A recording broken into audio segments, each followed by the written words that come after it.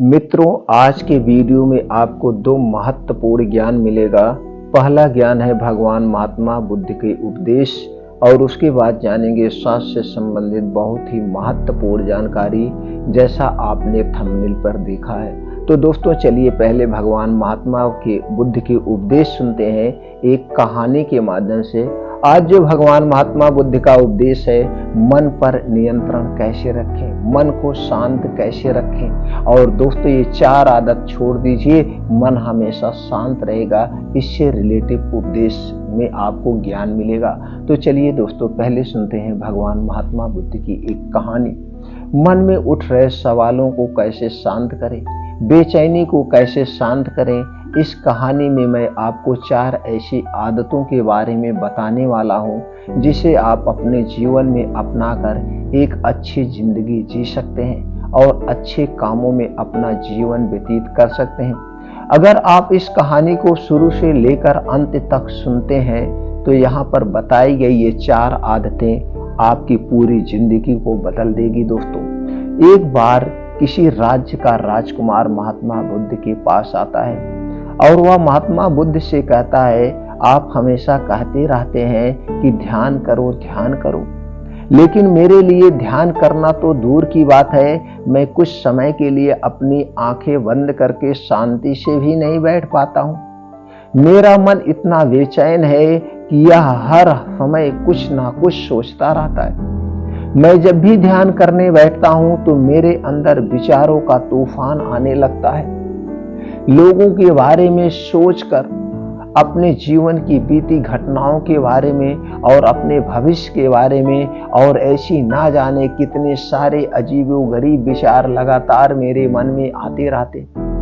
मैं इन्हें रोकने की बहुत कोशिश करता हूं, लेकिन जब मैं इन्हें रोकने में असफल हो जाता हूं तो मैं ध्यान को तोड़कर बैठ जाता हूँ। इतनी बातें कहने के बाद वह महात्मा बुद्ध की ओर देखता है और कहता है, बुद्ध, आप मेरी इस समस्या का कोई समाधान बताएं। बुद्ध ने कहा, मैं क्या समाधान बता सकता हूँ, सोचो, तुम्हारा ही मन है, लेकिन यह तुम्हें कुछ देर तक आंख बंद करके बैठने भी नहीं देता है। कितना आजाद कर रखा है तुमने इसे। राजकुमार ने कहा, बुद्ध, मैंने बहुत सोचा, लेकिन मुझे अपनी इस समस्या का कोई समाधान समझ ही नहीं मिला, इसीलिए मैं आपकी शरण में आया हूं। अब आप ही कोई रास्ता दिखाएं। बुद्ध कुछ देर तक राजकुमार के चेहरे की तरफ बड़े ध्यान से देखा और फिर कहा, ठीक है, तुम ये 4 आदतें छोड़ दो और फिर तुम्हारा मन लगने लगेगा। राजकुमार पूरे ध्यान लगाकर बुद्ध की बातें सुनने लगा। बुद्ध ने कहा, पहली आदत, तुम और तुम्हारे जैसे ज्यादातर लोग यही गलती कर रहे हैं कि वो दूसरों की मन की बातों को पढ़ने का प्रयास कर रहे हैं कि अच्छा, सामने वाला मेरे बारे में ऐसा सोच रहा है, और यही एक आदत तुम्हें सबसे ज्यादा बेचैन और परेशान कर रही है। ज्यादातर उत्सवों पर लोग दूसरों की मन की बात को गलत और नकारात्मक तरीके से ही पढ़ते हैं। जैसे कि लोग अक्सर सोचते हैं कि दूसरे लोग उनकी तरक्की से जलते हैं, उसे नीचा दिखाना चाहते हैं, उसे पसंद नहीं करते हैं, उसकी मदद नहीं करना चाहते हैं, और ऐसा ही ना जाने कितनी सारी नकारात्मक बातें ये लोग दूसरों के प्रति अपने अंदर बैठा लेते हैं। फिर उनके बारे में ही सोचते रहते हैं, उनसे बदला लेने के तरीके सोचते रहते हैं, उन्हें नीचा दिखाने के लिए मौके ढूंढते रहते हैं, और दूसरों के प्रति यही नकारात्मक सोच इन्हें दुखी करती है, और फिर ये लोग बेचैनी महसूस करते हैं। इसीलिए दूसरे लोग क्या सोच रहे हैं, इसका अनुमान लगाना बंद करो। दूसरे लोगों के विचारों को पढ़ने की कोशिश करना बंद करो। अगर पढ़ना ही है तो खुद के विचारों को पढ़ना शुरू करो कि तुम्हारे अंदर क्या चल रहा है। कहीं तुम नकारात्मक सोच, शिकायत या बुराई करने जैसी आदतों के शिकार तो नहीं हो रहे हो। बुद्ध ने कहा, दूसरी आदत, लोगों को असफलता पर हंसना तो लोगों का धर्म है, क्योंकि अगर तुम सफल हो जाते हो, यही तो वो लोग हैं जो तुम्हारी तारीफ करते हैं, तुम्हें सम्मान देते हैं, तुम पर गर्व करते हैं। अगर तुम अपनी सफल होने पर दूसरों से तारीफ की उम्मीद करते हो तो अपनी असफलता पर उनके हंसने से तुम्हें दुखी नहीं होना चाहिए। और समस्या ही यही है कि हम इंसान असफलता को बुरा मानते हैं, जबकि असफल होना सफल होने से भी ज्यादा जरूरी है, क्योंकि बिना असफल हुए सफल इंसान के अंदर घमंड और दूसरों को खुद से छोटा समझने की भावना पैदा करती है, जबकि असफलता हमें विनम्र रहना, धैर्य रखना और लगातार प्रयास करना सिखाती है। इसलिए असफलता को बुरा मत समझो, और अगर तुम्हारे काम में असफल होने की संभावना नहीं है तो इसका अर्थ है कि तुमने अपना लक्ष्य अपनी क्षमताओं से छोटा बनाया है। और अगर लोग तुम पर हंस नहीं रहे हैं, तुम्हें ताने नहीं मार रहे हैं, तुम्हारी बुराई नहीं कर रहे हैं, तो तुम अंदर ही मरे हुए हो। तुम अपनी मानसिक सीमाओं से बाहर जाकर कुछ नया करने का प्रयास कर नहीं रहे हो, क्योंकि असफल भी वही होता है जो कुछ नया करने का प्रयास करता है।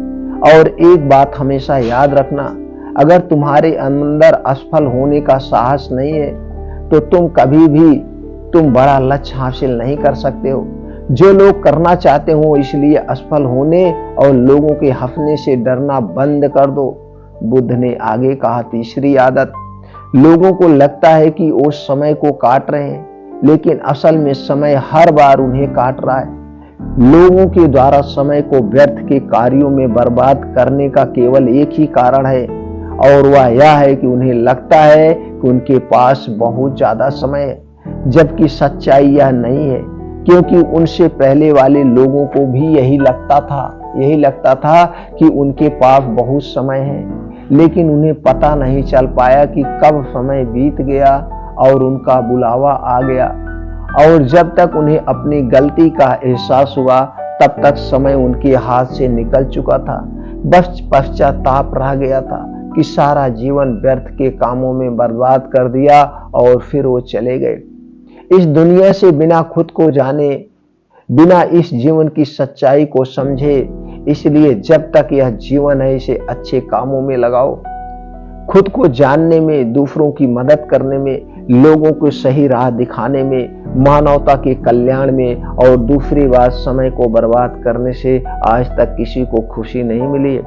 हालांकि समय काटने से तुम्हें क्षणिक खुशी तो महसूस हो सकती है, लेकिन जब तुम्हें होश आता है और तुम देखते हो कि कितना सारा समय बर्बाद किया जा चुका है, तब तुम्हें खुद पर क्रोध आता है और तुम पश्चाताप के भाव से भर जाते हो। और फिर यही पश्चाताप का भाव तुम्हारे अंदर तनाव पैदा करता है और तुम बेचैन हो जाते हो और लगातार अपनी उसी गलती के बारे में सोचते रहते हो। फिर तुम्हारा किसी भी काम में मन नहीं लगता है और तुम उदास रहने लगते हो, और यह चक्र लगातार चलता रहता है, जिसकी शुरुआत हुई थी समय को काटने से।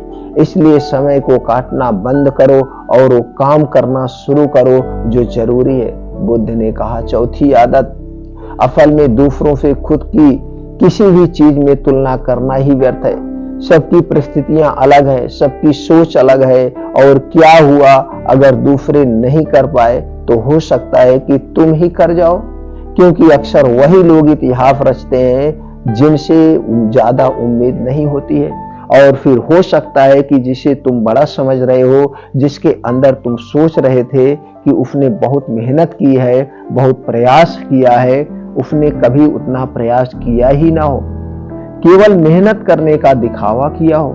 क्योंकि ज्यादातर लोग कभी अपनी मेहनत करते ही नहीं, इतनी मेहनत करते ही नहीं जितनी उन्हें अपने लक्ष्य की प्राप्ति के लिए करनी चाहिए, और दूसरे लोगों के सामने यह दिखाने का प्रयास करते रहते हैं कि मैंने तो बहुत मेहनत की थी, लेकिन मेरी किस्मत ही खराब थी। और यही वो लोग हैं जो दूसरों को बातों ही बातों में कहते रहते हैं कि जब इतनी मेहनत करने के बाद मैं सफल नहीं हो पाया तो तुम कैसे हो पाओगे। लेकिन अंदर ही अंदर यह इस बात को जानते भी हैं कि उन्होंने कभी उतनी कोशिश ही नहीं की थी जितनी उन्हें करनी चाहिए थी।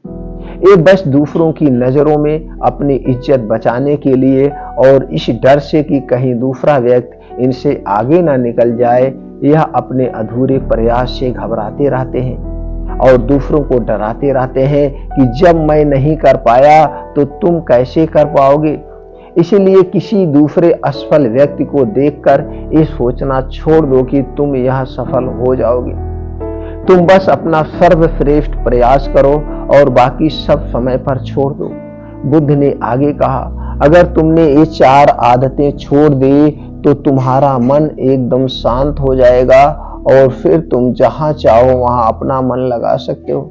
इतना कहकर बुद्ध मौन हो गए और राजकुमारों को भी अब समझ में आ चुका था कि उसे क्या करना है। उसने मन ही मन उन 4 आदत को छोड़ने का निश्चय किया और बुद्ध का धन्यवाद कर वहां से चला गया। दोस्तों, इस कहानी से हमें यह शिक्षा मिलती है कि हमें यह नहीं सोचना चाहिए कि लोग मेरे बारे में क्या सोच रहे हैं। अगर मैं कोई काम करता हूं तो लोग उस काम को लेकर हंसेंगे। इसके अलावा हमें अपना व्यर्थ ही समय बर्बाद नहीं करना चाहिए। इसके अलावा हमें कभी भी यह नहीं सोचना चाहिए कि अगर मैं किसी व्यक्ति से कोई काम नहीं हो पाया है तो मैं उसे नहीं कर पाऊंगा। अगर दोस्तों आप मेहनत से किसी भी काम को करते हैं तो कोई भी काम छोटा या बड़ा नहीं होता है और ना ही एक दिन में सफलता मिलती है। आपको अगर लगे रहेंगे सफलता अवश्य मिलेगी। इसलिए अपने काम को बेहतर करिए और अपने काम में लगे रहिए, सफलता आपके कदम चूमेगी। तो चलिए मित्रों, अब जानते हैं स्वास्थ्य से संबंधित आज का बहुत ही महत्वपूर्ण चैप्टर है। बहुत महत्वपूर्ण बातें आप लोगों से शेयर करने वाला हूं। दोस्तों, अगर आज आप इस वीडियो को समझ गए, अपने कफ दोष के बारे में समझ गए, कफ रोग के बारे में समझ गए, तो दोस्तों आपके शरीर में जो 10 से 12% गंभीर बीमारियां होती है उनसे आप बच सकते हैं इस कारण को हटा के। दोस्तों, सबसे पहले जानते हैं दोष क्या है, कफ दोष क्या है।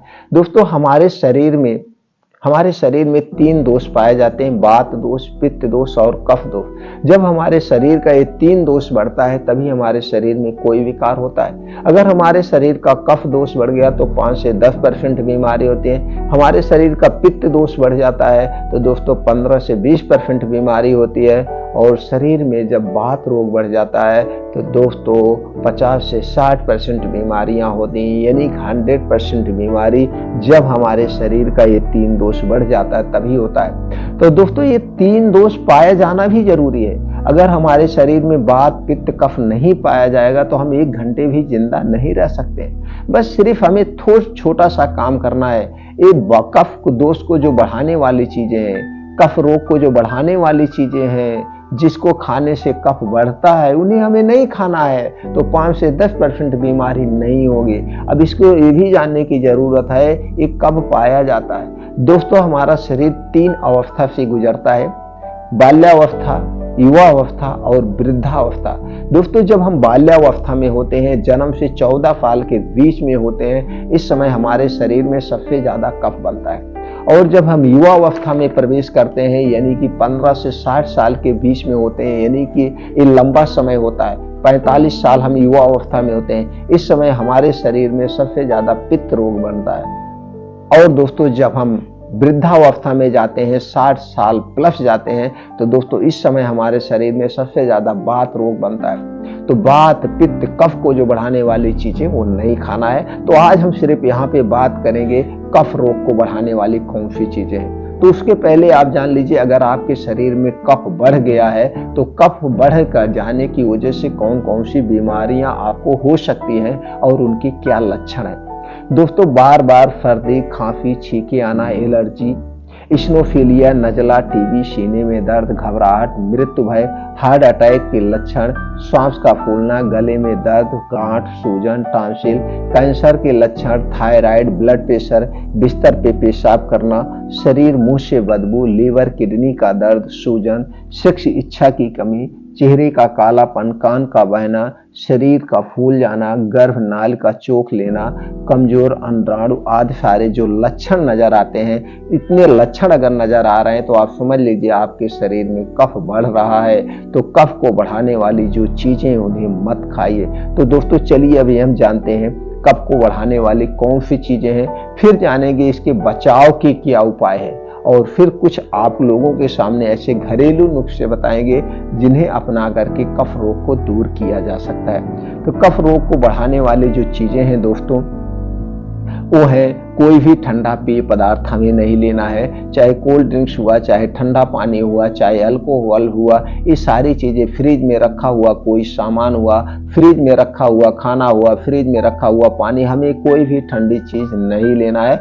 जितने भी ठंडी चीजें हैं एक कफ रोग को बढ़ाती है, और खास करके सूर्य डूबने के बाद, सूर्य डूबने के बाद हमें कोई ना आइसक्रीम, ठंडा पानी, कोल्ड ड्रिंक्स कुछ नहीं पीना है। लेकिन आज एक ऐसा समय है दोस्तों, अगर रात भी शादी ब्याह की पार्टी चल रही है, बर्थडे की पार्टी चल रही है, तो लोग पूरी रात क्या करते हैं, कोल्ड ड्रिंक्स पिएंगे, ठंडा पानी पिएंगे, बर्फ की तरह जमा हुआ पानी पिएंगे। तो दोस्तों क्या होगा, स्नोफीलिया होगा। और आज आप देख रहे हैं बिना समय की बीमारी आपको घेर रही है। कुछ ऐसे लोग हैं, हमारी युवा पीढ़ी को हार्ट अटैक आ रहा है। युवा पीढ़ी को 14 साल, 15 साल, 20 साल, 25 साल के बच्चों को हार्ट अटैक हो रहा है। 20 साल, 25 साल के बच्चों को आज गैस की दवा खिलानी पड़ती है, एसिडिटी की दवा देना पड़ता है। और दोस्तों उन्हें ब्लड प्रेशर, हार्ट अटैक जैसी बीमारियां हो रही, ब्लड शुगर हो रही। सब क्या है, यही हमारी लाइफ स्टाइल है, यही खाने की दिनचर्या है दोस्तों। अगर इन सारी बीमारियों से हमें बचे रहना चाहिए तो दोस्तों आपको प्रकृति नियमों का पालन करना होगा। तो आप समझ गए, कोई भी ठंडा पेय पदार्थ नहीं लेना है, कोई भी ठंडी आइसक्रीम नहीं लेना है, खास करके हमें सूर्य डूबने के बाद। और क्या चीजें हैं दोस्तों, चीनी से बनी हुई कोई चीज नहीं लेना है, ये जल्दी पचती नहीं है, और जब जल्दी पचेगी नहीं तो गैस, एसिडिटी, कफ सब कुछ बनाते हैं। मैदा से बनी हुई कोई चीज नहीं लेना है।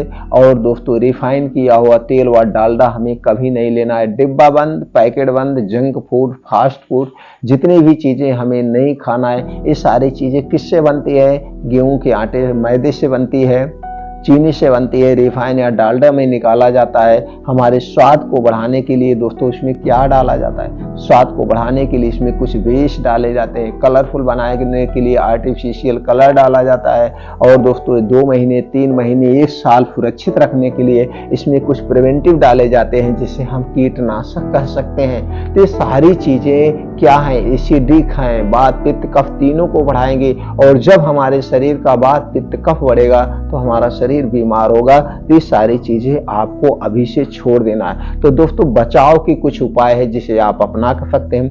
बचाव के उपाय में आपको प्राकृतिक नियमों का पालन करना होगा। डेली आपको खाना खाने के क्या नियम है, पानी पीने के क्या नियम है, इनका आपको पालन करना होगा। तो प्रकृति के क्या नियम है, खाना खाने के क्या नियम है, पानी पीने के क्या नियम है, इससे संबंधित चैनल पर वीडियो पड़ी है, आपको देख लीजिए दोस्तों। और डेली रूटीन में आपको 2 घंटे का समय, सुबह 5 बजे से 7 बजे का ये 2 घंटे का समय आपको अपने लिए निकालना होगा, जिसमें आपको 5 से 6 किलोमीटर का मॉर्निंग वॉक, वो भी नंगे पांव, जहाँ पे मिट्टी हो, जहाँ पे हरी घास हो, वहाँ पे आपको करना है। अपने शरीर के क्षमता के अनुसार तेज चलना है, दौड़ लगाना है। तो दोस्तों जब आप मिट्टी पे तेज चलेंगे, दौड़ लगाएंगे, तो कहीं पे ऊबड़ खाबड़ मिट्टी होगी, छोटे छोटे कंकड़े होंगे, ये आपके पैर में लगेंगे, तो एक एक्यूप्रेशर का काम करेगा। ऊपर से आसमान से जो ओस की बूंदें पड़ी होती है दोस्तों, जब पैर के तालू में लगेगा तो उसी घास की तरह आपका चेहरा भी हरा भरा हो जाएगा। और मित्रों आपको आंखों की रोशनी कभी कम नहीं होगी। और उसके बाद आपको वहीं बैठ के कुछ प्राणायाम करना है, जैसे अनुलोम विलोम, अनुलोम विलोम, कपालभाति। अनुलोम विलोम 15 से 20 मिनट और 15 से 20 मिनट कपालभाति, 2 योगा तो जरूर शामिल कर लीजिए। और उसके बाद शीर्षासन और दोस्तों सूर्य प्राणायाम, ये सारी चीजें वहीं पे बैठ के आपको 2 घंटे का समय प्रकृति में बिताना है। अब ऊपर से सूर्य की रोशनी भी लगेगी, तो सूर्य की रोशनी में विटामिन डी और कैल्शियम प्रचुर मात्रा में पाया जाता है, जिससे हमारे शरीर की हड्डियां मजबूत होती हैं, हमारे शरीर का इम्यूनिटी सिस्टम स्ट्रांग होता है।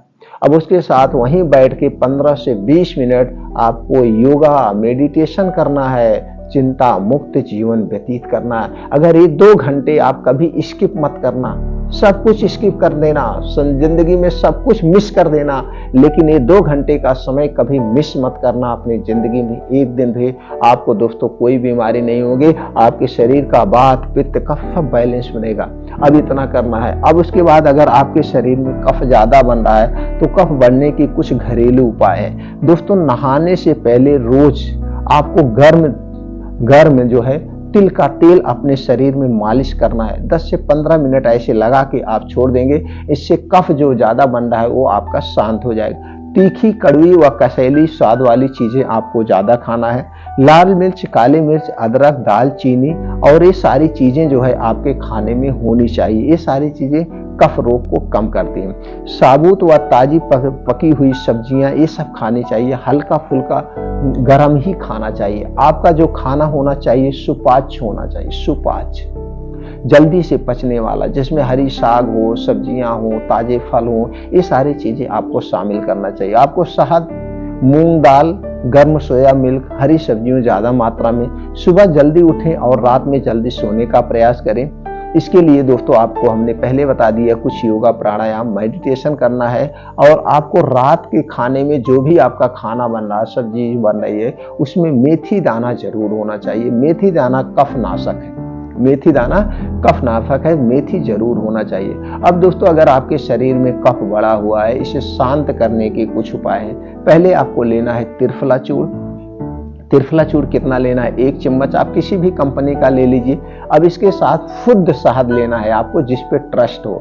2 चम्मच शहद, दोनों को एक में मिलाकर शाम को 5 से 6 बजे जब आपको खूब भूख लगती है, इस समय सूर्यास्त होता है, आपका जठर तेज होता है, तभी खाना है जिससे बढ़िया से पच जाए। तो दोस्तों दोनों को मिला करके आपको यही खाना है। तो खाने के 1 घंटे पहले कुछ नहीं खाना पीना, और खाने के 1.5 से 2 घंटे बाद तक कुछ भी खाना पीना नहीं है।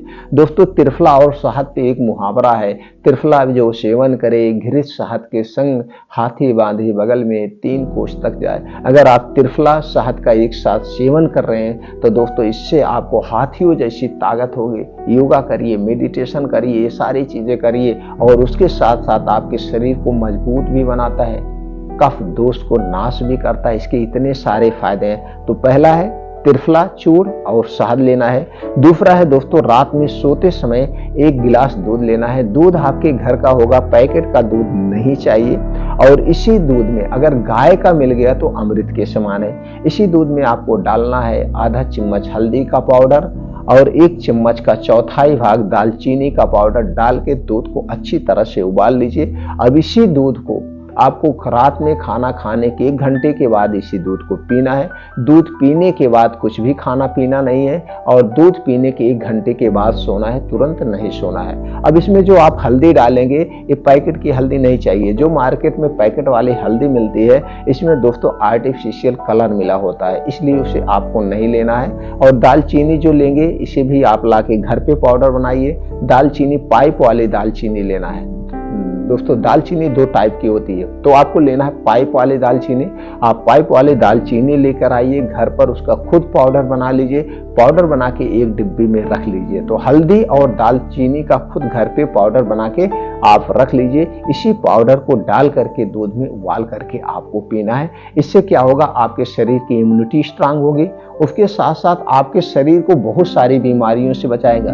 दोस्तों हल्दी में एक ऐसा पोषक तत्व पाया जाता है जिसे कैरकुमिन कहते हैं, जो कैंसर जैसे सेल को मारने की क्षमता रखता है। कैंसर जैसी बीमारी से आपको ये हल्दी और दालचीनी वाला पाउडर बचाएगा। और दालचीनी में कैल्शियम प्रचुर मात्रा में पाया जाता है। इसके साथ साथ तरह तरह की प्रोटीन, विटामिन पाए जाते हैं। अब हल्दी तो आप जानते हैं दोस्तों, एंटीबायोटिक का काम करती है, एंटी डायबिटिक है, एंटी इंफ्लामेटरी है, एंटीऑक्सीडेंट, ऐसे बहुत सारे गुणों से भरपूर है। और दूध तो आप जान ही रहे प्रोटीन का खजाना है। तो तीनों चीजें मिला के आपका सर्व गुण संपन्न हो गया। तो रात में सिर्फ यही 1 गिलास दूध पी के ही सो सकते हैं। खाना मत खाइए, कोई जरूरी नहीं सूर्य डूबने के बाद खाना खाने की। इसीलिए हमने कहा कि प्राकृतिक नियमों का पालन करिए। इससे संबंधित चैनल पर वीडियो आप देख लीजिएगा। प्रकृति के नियम, खाना खाने के नियम, पानी पीने के, इन नियमों का आप पालन करिए, आपको शरीर में कोई विकार नहीं होगा। दोस्तों अगर ये जानकारी आपको अच्छी लगी तो हमें कमेंट सेक्शन में प्रोत्साहित करने के लिए, उत्साहित करने के लिए ओके, थैंक्स, नमो बुद्धाय कुछ भी लिख सकते हैं। अपने यार दोस्त मित्रों के साथ जरूर शेयर करिए, जिससे वो भी ये जानकारी अपनाएं, स्वस्थ रहें, निरोग रहें। तो दोस्तों फिर मिलते हैं अगले वीडियो में नई जानकारी के साथ।